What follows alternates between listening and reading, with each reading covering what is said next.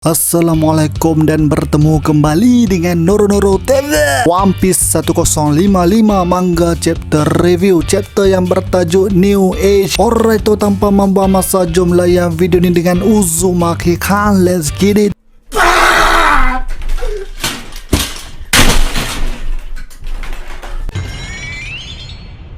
目に物見せてやる。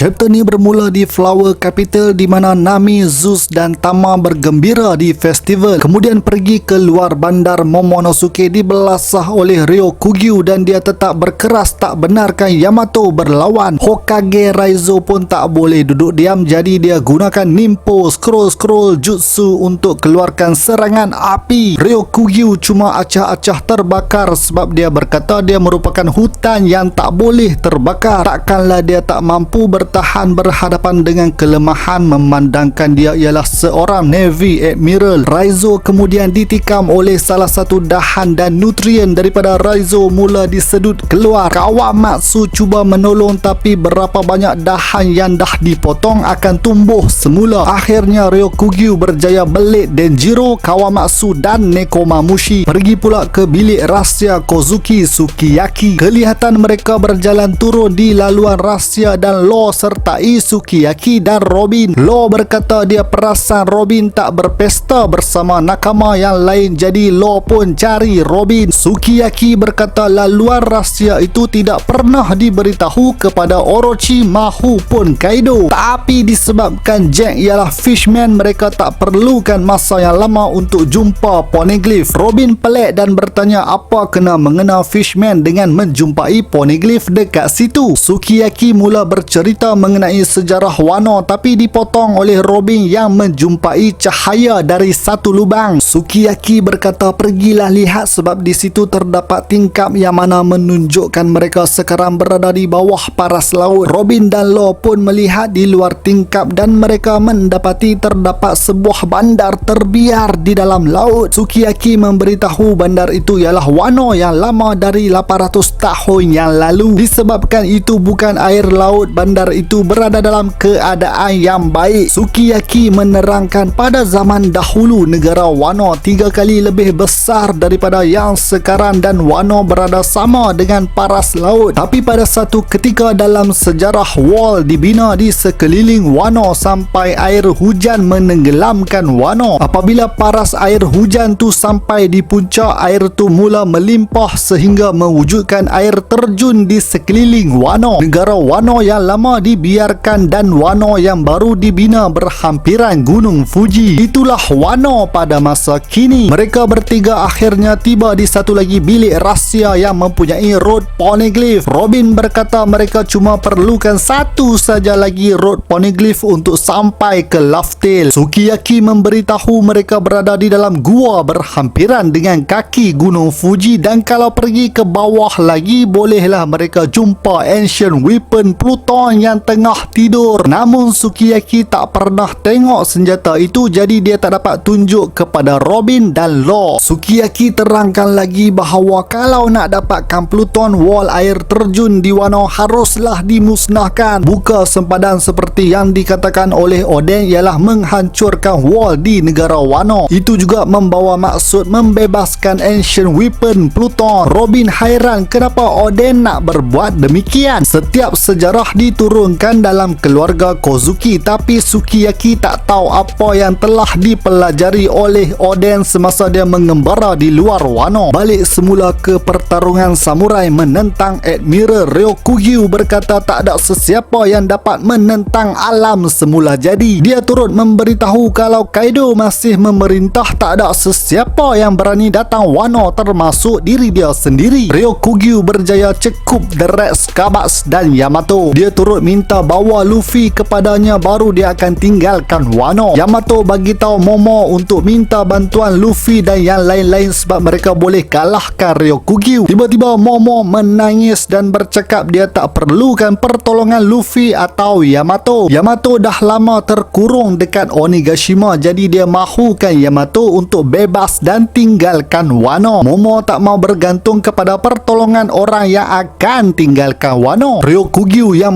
terlekehkan Momo tiba-tiba terkejut melihat Momo berjaya menghasilkan Borobret. Tembakan itu melepasi badan Ryokugyu dan membebaskan samurai-samurai Oden bersama Yamato. Mereka semua tak percaya yang Momo kelihatan seperti Kaido dan Borobret dilancarkan sekali lagi habis terbakar badan Ryokugyu. Walau bagaimanapun satu pokok kecil tumbuh yang telah mengembalikan Ryokugyu. Dia bertukar kembali untuk bertarung dengan Momo yang digelar sebagai Kaido yang baru. Tiba-tiba muncul haki yang melumpuhkan Ryokugyu serta berjaya buat Ryokugyu menjerit dalam kesakitan. Ryokugyu sedar itu ialah Conqueror's haki milik Shanks yang berada berhampiran dengan Wano. Anak-anak buah Shanks suruh Shanks berhenti hasilkan haki sekuat itu sebab nanti ada pirates yang baru akan pengsan. Shanks mengutuk tindakan Marine yang mengambil kesempatan menyerang pirate yang baru saja mencipta sejarah. Kita dapat lihat memori Shanks dengan Luffy, Momo dan Hiyori yang masih kecil dan juga bayang-bayang Uta iaitu anak Shanks. Shanks yang kelihatan sangat marah berkata, adakah kamu benar-benar takut dengan era baru yang akan datang? Ryokugyu terus tarik diri sebab dia tak mau lawan dengan Shanks dan kru-kru Red Hair Pirates. Yamato sambut kegembiraan dengan Momo dan The Red Scabbers. Di Flower Capital semua orang masih berpesta dan kelihatan Luffy, Zoro, Sanji dan Jinbe menyedari bahawa musuh telah pun meninggalkan Wano. Mereka mungkin melihat peristiwa yang berlaku atau hanya melalui observation haki dan Luffy dapat rasakan Conqueror's haki yang kuat tu datang daripada seseorang yang dia kenal. Kapal Red Hair Pirates turut kelihatan meninggalkan negara Wano habis chapter ni dan no break next week. Satu lagi chapter hype yang bagi kita banyak info mengenai wall di Wano. Aku rasa Joy Boy yang cipta 800 tahun yang lalu untuk dia simpan Pluton di situ. Momo seperti sudah sahkan yang Yamato akan ikut Luffy dan dia kini dilihat bersedia untuk melindungi Wano sebagai Kaido yang baru. Power pun nak sama dengan Kaido dah sampai Ryokugyu pun terciduk kena Borobret. Shanks pula mungkin cuma lalu datang Wano sebab nak halau Admiral atau dia menuju ke tempat lain yang memerlukan dia untuk lalu melepasi Wano. Cara Luffy, Zoro, Sanji dengan Jinbe tengah chill tak perlu berlawan tu serius nampak yang mereka kini sudah pun berada on another level punya kekuatan. Minggu depan mungkin tirai Wano akan ditutup dan arc baru akan bermula. Tapi Oda punya pasal jujur aku tak tahu apa yang akan jadi lepas ni. Alright okay, sampai sini saja video aku. Komen pendapat anda mengenai chapter ni. Macam biasalah jangan lupa untuk like, share dan terima kasih kepada yang dah menjadi nakama. Kepada yang belum subscribe, come on man, join the family, subscribe. Jumpa lagi di episod seterusnya. Noro